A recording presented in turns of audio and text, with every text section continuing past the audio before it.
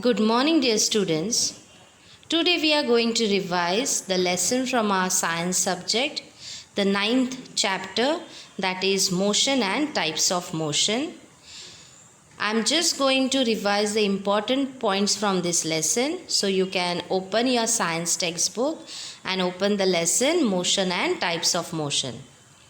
Before revising, you can read the lesson and later on you can just listen to the important points what I have revised, and then again after revising you are going to read the lesson. This will help you to understand and recall all the concepts and feed them in mind properly. Okay, so now let's start with the revision. So the first point what we are going to revise, that is displacement. Okay. So what is displacement? Change in the place of an object is called displacement. Okay. So for example, if you are standing on one place and then you are walking certain distance and going to other place or other point, that is from if you are there in the hall of your house and then if you are going to the bedroom, then you have covered certain distance, isn't it? That is, the place of yours has changed. That is called as an displacement. Okay, so if an object, a box filled with something, books or something, if it is there on one side of your room or in the one corner, if you are pushing it and making or keeping it in some other place, means it has changed its place. You have changed its place, then the box is displaced. That is, it has changed the place of an object from one place to another. Next, we had studied about the point, that is motion. So what is motion? The continuous displacement of an object is called motion. Yes, so if an object is moving, yes, from one place to another, then it is called as an motion. An object in motion continuously shows displacement, isn't it? Motion means moving from one place to another, and we have learned that displacement means also changing the place. That means if an object is in motion, that means it is showing displacement. Okay, later on the third point what we had learned, that is types of motion. So there are two types of motions. First one, see on the screen, linear motion, and second one, non-linear motion. Okay, then the linear motion is again divided into two types. What are those? Uniform linear motion and non-uniform linear motion. Second type, that is non-linear motion, is divided into four types: oscillatory motion, circular motion, random motion, and periodic motion. So all these are different types of motions. We have studied about each one of them in detail in the lessons. Also we have learned about them through different examples, isn't it? So now let's recall and revise each one of them in detail. Okay, so the fourth point what we are going to revise, that is the linear motion. The motion of an object in a straight line is called linear motion. Okay, for example, the parade of the soldiers, you have seen it. They are marching or doing parade in a straight line and they are moving from one place to another, isn't it? So it is an linear motion. What is linear motion? The motion of an object in a straight line. Okay, so the motion of an object in a straight line is called linear motion. Okay, now see the next point. In linear motion we have already studied there are two types, isn't it, children? So the first one is uniform linear motion and second one is non-uniform linear motion. So now let's first learn or revise about uniform linear motion. When the distance traversed by an object along a straight line in unit time is the same, the motion is called uniform linear motion.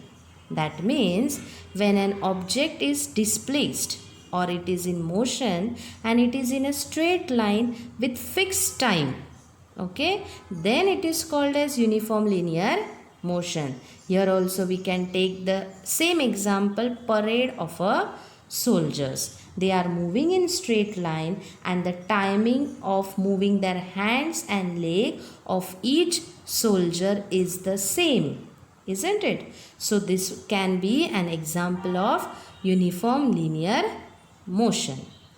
Next, non-uniform linear motion.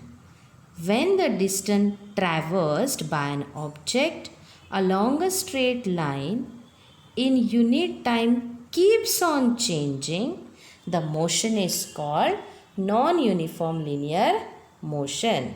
Here also, children, the object is moving from one place to another in straight line, but the time whatever it takes, that is changing. Okay, so that type of motion is called non-uniform linear motion. Okay, so the example is a train approaching a station. Means you have seen when the train is moving, its speed is fast. But when it is coming close to the station, you can see the speed goes on becoming less. Means its speed keeps on changing. So a train approaching a station is an example of non-uniform linear motion. So did you understand the two types of linear motion? Yes, what are those, children? Yes, uniform linear motion, non-uniform linear motion. Linear, in this word, do we have a word L-I-N-E, line? Yes or no? So, keep in mind, linear, in this we are having one more word, that is line. So, the motion of an object in a straight line is called as a linear motion. Okay, so uniform and non-uniform, in both the object is moving in a straight line, but what is the change? If the unit time is same, then uniform linear motion, and if unit time is changing, then it is non-uniform linear motion. Okay, now let's move on to the next point, that is non-linear motion. Means non-linear means in straight line, non-linear means not in a straight line. Okay, so see, when an object moves but not in a straight line, it is called non-linear motion. Okay, children, so now let's see the other subtypes of non-linear motion. Okay, so see, on the screen you are able to see non-linear motion is of the following subtypes. First one, oscillatory motion. Oscillatory motion. So see, what is oscillatory motion? The motion of an object swinging back and forth, that is oscillating, is called oscillatory motion. So children, have you ever sat on the swing? Zhopala. Yes. What does it do? It moves front and back. Again going front and back. Means you are moving back and forth, isn't it? So such type of motion is called oscillatory motion. They have given us some examples. See to it. Movement of a pendulum of a clock.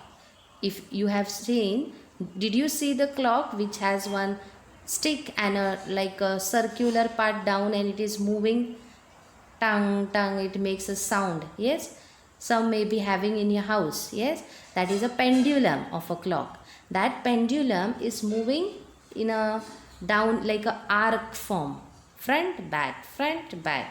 Yes, so that movement is called as a oscillatory motion. Even flapping wings of a birds, that is also one kind of oscillatory motion. Next, needle of a sewing machine. Sewing machine means the machine on which you stitch the cloths. You have seen its movement of needle going up and down, yes or no? So that is also example of oscillatory motion. And the next example what they have given, vibrating drum or tabla. Now this vibration, how you can see? If you have tabla or drum at home, what you do? You can just sprinkle some grains on it, okay, and just bang a little. You can see the whatever diaphragm is there, no, of that tabla, it is going up and down. You can understand it because of the motion of the grains. Yes, so that vibration is also up and down. So this is also one example of oscillatory motion. Now